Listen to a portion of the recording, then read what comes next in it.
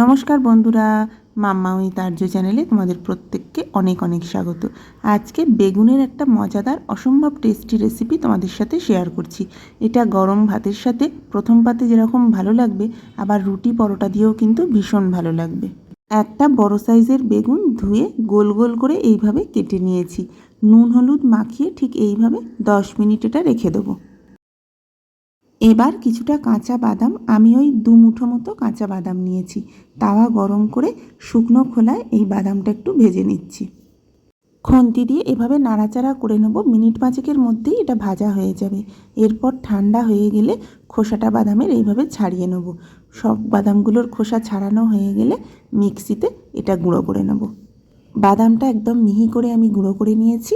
এরপর বাকি রান্নাটা করে নিই। এবার কড়াতে 3 টেবিল স্পুন সর্ষের তেল গরম করে নিয়েছি। তেলটা ভালোভাবে গরম হয়ে যাওয়ার পরে বেগুনের টুকরোগুলো দিয়ে দিচ্ছি। লো ফ্লেমে এবার ঢাকা দিয়ে বেগুনটা ভেজে নেব। মিনিট 4 মতো চাপা দিয়ে রেখেছিলাম। 4 মিনিট পরে ঢাকাটা খুলছি। বেগুনের একটা দিক ভাজা হয়ে গেছে। প্রত্যেকটা বেগুন আমি উল্টে দিলাম। অপর পাশটাও ঠিক একইভাবে চাপা দিয়ে ভেজে নেব। আবারও মিনিট 4 পরে ঢাকাটা খুলছি। বেগুনের অপর পাশটাও দেখো ভাজা হয়ে গেছে। বেগুনগুলো এবার তুলে নেব। এবার কড়াতে 1 টেবিল স্পুন সর্ষের তেল দিয়েছি, আর এর মধ্যে দিয়ে দিলাম রসুন কুচি। রসুনটা একটু ভেজে নিয়ে দিয়ে দিচ্ছি পেঁয়াজ কুচি। পেঁয়াজটা কিছুটা ভেজে নিয়ে পেঁয়াজে বেশ রং ধরতে শুরু করলে টমেটো কুচিটা দিয়ে দিলাম। টমেটো দেওয়ার পরে পেঁয়াজের সাথে মিশিয়ে লো ফ্লেমে টমেটোটাও ভেজে নেব। টমেটোর কাঁচা গন্ধটা যতক্ষণ না চলে যায়। এবার দিয়ে দেবো স্বাদ মতো নুন আর হলুদ গুঁড়ো। নুন আর হলুদ দেওয়ার পরে পেঁয়াজের সঙ্গে ভালোভাবে মিশিয়ে দিলাম। আর এখনই দিয়ে দিচ্ছি সামান্য চিনি। চিনি দেওয়ার পরে সমস্ত মশলাটা বেশ ভালো করে মিশিয়ে দিতে হবে। চিনি দেওয়ার পরে মশলাটা ভালো করে কষিয়ে নেব। এবার দিয়ে দিচ্ছি ভাজা মশলা। গোটা জিরে আর শুকনো লঙ্কা ড্রাই রোস্ট করে মিক্সিতে গুঁড়ো করে রেখেছিলাম, সেটাই দিয়ে দিলাম। ভাজা মশলা দেওয়ার পরে পেঁয়াজের সাথে ভালোভাবে মিশিয়ে দিলাম। মশলাটা বেশ ভালো করে কষিয়ে নিলাম লো ফ্লেমে। এরপর চাপা দিয়ে মিনিট 2 রেখেছিলাম। 2 মিনিট পরে ঢাকাটা খুললাম। দেখো মশলাটা অনেকটাই মজে এসেছে। মশলার গা থেকে যখন তেল ছাড়তে শুরু করবে বুঝতে পারবে মশলাটা পুরোপুরি কষানো হয়ে গেছে।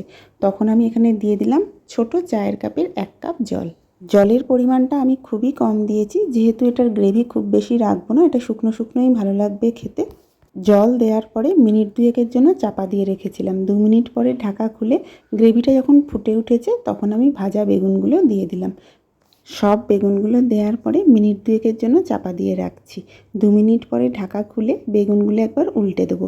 গ্রেভি আর বেগুনগুলো বেশ একসাথে মজে যাবে। সব কটা বেগুন দেখো উল্টে দিয়েছি। এরপর আগে থেকে যে বাদামটা গুঁড়ো করে রেখেছিলাম সেটা ওপর থেকে ছড়িয়ে দিচ্ছি।